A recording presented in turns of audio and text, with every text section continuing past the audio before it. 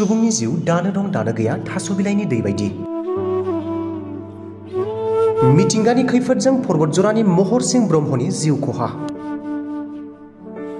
क'क्राझार जिल्ला पर्बतजरा महकुमानि सिङाव थानाय काजोगाव पुलिस थानानि सिङाव थानाय गम्भीराकाटा पार्ट 2 नं दुन्दियाबारि गामिनि नखर बेंगिरि महर सिंह ब्रह्मआ सोरांसि 4 रिंगा समाव न'निफ्राय सिथ्लायाव ओंखारनाय समाव मिथिंगानि जाथाय एबा सारन्थाइ गावनायजों जायगायावनो रुंसारि जायो। महर सिंह ब्रह्मआ संसार जाफुनाय 25 बोसोर बैसोनिमोन आरो थैनाय समाव बिसिजों लोगोसे 3 बोसोरनि सासे फिसाजोखौ अरायसमनि थाखाय नागारलांबाय।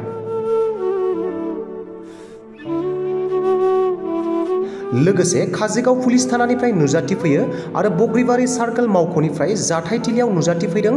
लोगोसे मेजिस्ट्रेटआबो खौरां लाफैदों आरो थैनाय महर सिंह ब्रह्मनि थैनाय देहा सोलेरखौ नायबिजिरनो क'क्राझार देहा फाहामसालियाव दैथायहरो। ओनसोलनि सुबुंफोरा रुंसारि जानायाव गोथौ दुखु मोननाय फोरमायदों। लोगोसे सोरखारखौ रुंसारि जानाय नखरनो अनसुंथाइ होनो थाखाय खावलायदों।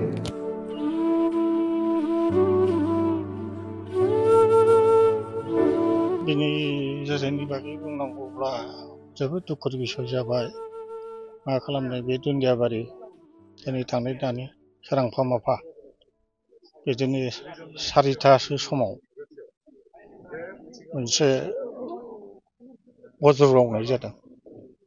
दा बे बज्र गावनायाव मा खालामनो, नैबे नखरनि महर सिंह ब्रह्म बे आयंआ मा खालामदों, अबथिरा बैसोआ बारा जायाखैमोन, 25 बोसोरल' जादों। दा बियो अबथिरायै गोमालांनांगौ जानानै फैबाय। दा बेहाय गासिबो रायजो राजा जों दुखु मोनबाय। मा खालामनो, दासो मानसिया संसाराव हाबदोंमोन। दा बेखौ दिनै फुङाव रायजो राजा गासिबो ज' खौसेनि गेजेरजों दिनै नोंसोरनि बे मिडियानि गेजेरजोंबो जोङो प्रकास खालामनो हाबाय।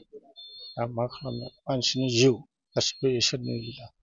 बेखौ आरो जों न'खराव साबैसे दङ बिसोरनि न'खर? बेनि न'खराव मा खालामनो, बिमा बिफानिफ्राय आलादा जानानै बे न'खराव बियो बिसिजों फिसाजों बेनिफ्राय दङमोन आरो गथ' दं सासे, बिदिनो 10 मासनि 10 माससो जाबाय आरो 10 मास। सरखारनिसिम मा खावलायगोन बे समाव? दा सरखारनिफ्राय जाय हक बेबायदि अबस्था जानायाव आं सरखारनिफ्राय आंनि फालरफ्रा माबाफोर अनसुंथाइबो मोननानै माबाफोर होयोब्ला जोबोद गोजोननाय मोनगौमोन आङो। रायजो फालरफोरा बा आंनि फालरफोरा आं बेखिनिखौनो बुंनानै नोंसिनि अमर सिंहआ बे समाव बाहेरायाव ओंखारदोंमोननो। दा न' सिङाव थानाय जायाखै। मा खालामनो, मानसिया बाहेरायाव ओंखारनायावनो बै मोनसे न'खरावबो मोनसे जाथाय जादों। बे जाथायनि गेजेरावनो हयथ' बे शटिं जाफैखो ना डाइरेक्टलि बेखौ होखो, बे इसोरनि लीला जाबाय। दा बेहायनो बेयो गोलैना थादों। बे न'खराव इनकामनि बिगोमाया बे महर सिंह ब्रह्मआल'। जेनेबा रावबो गैया अन्थाव बाथाव। मा खालामनो, न'खराव बेल'नोमोन आरो। दा आं बेखिनिखौनो बुंनानै आं नोंसोरबो आदर खालामनानै बेहायनो फोजोबबाय। হয়, আজি এটা অতি দুৰ্ভাগ্যপূৰ্ণ খবৰ যে আজি আমাৰ কাজিগাঁও থানাৰ অন্তৰ্গত কাজিগাঁও গাঁৱত আমাৰ কাজিগাঁৱৰ নিবাসী শ্ৰী মহৰ সিং ব্ৰহ্ম চান অফ বুদ্ৰা ব্ৰহ্ম, তেখেতে আজি ৰাতিপুৱা 4টা বজাত যেতিয়া নিজ ঘৰৰ পৰা সন্মুখৰ ফালে যেতিয়া ৰাতিপুৱা তেখেতে প্ৰস্ৰাৱ কৰিবলৈ ওলাই আহিছিলে, আৰু সেইটো সময়তে আমাৰ যি বিজুলী ঢেৰেকনি মাৰি আছিলে, আৰু বিজুলী ঢেৰেকনিৰ ফলত তেখেতৰ প্ৰস্ৰাৱ কৰা ঠাইতে তেখেতৰ বিজুলী ঢেৰেকনিত তেখেতৰ গাত পৰে আৰু তেখেতৰ সেই ঠাইতেই মৃত্যু হয়। গতিকে এইটো অতি দুৰ্ভাগ্যৰ কথা। তেখেতৰ বয়স প্ৰায় 25 বছৰ হ'ব। এটা সুঠাম ডেকা ল'ৰা, আৰু তেখেতৰ পত্নী আছে আৰু প্ৰায় 2 বছৰ 10 মহীয়া এগৰাকী কন্যা সন্তান আছে। গতিকে এই অঞ্চলটোৰ কাৰণে এটি এটা দুৰ্ভাগ্য খবৰ যে এটা সুঠাম সবল ডেকা ল'ৰাক এই অঞ্চলৰ ৰাইজে হেৰুৱালে। আৰু মই এইখিনিতে ৰাইজক তথা আমাৰ এই অঞ্চলটো অনুৰোধ কৰিব বিচাৰিছোঁ যে আমাৰ এই পৰ্বতজৰা অঞ্চলটো বিশেষকৈ বিজুলী ঢেৰেকনি বা বতাহ ধুমুহাৰ ফালৰ পৰা খুব চেঞ্চিটিভ হয়, খুব স্পৰ্শকাতৰ হয়। আৰু সেইকাৰণে, আৰু যিহেতু আমাৰ ভূটানখন লাগি আছে, আৰু ভূটানখনক আপোনালোকে জানে যে ভূটানখনক দ্য লেণ্ড অফ থাণ্ডাৰষ্টৰ্ম বুলি কোৱা হয়। গতিকে ভূটানৰ যি বিজুলী ঢেৰেকনিৰ প্ৰভাৱ, সেইটো আমাৰ এই পৰ্বতজৰা বা কাজিগাঁও এৰিয়াটো পৰে।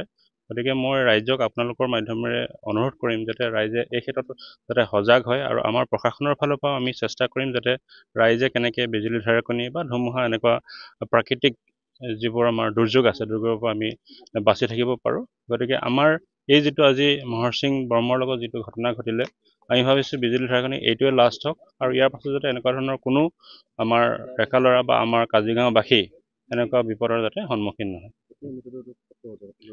হয়, মৃতদেহটো আমি যিখিনি আমাৰ প্ৰশাসনৰ ফালৰ পৰা যিখিনি কৰিব লাগে এনকাৰেজ কৰিব লাগে সেইখিনি আমি কৰিলোঁ আৰু তেখেতৰ পৰিয়ালৰ ফালৰ পৰা তেখেতৰ নিয়ম কানুনখিনি কৰিছে।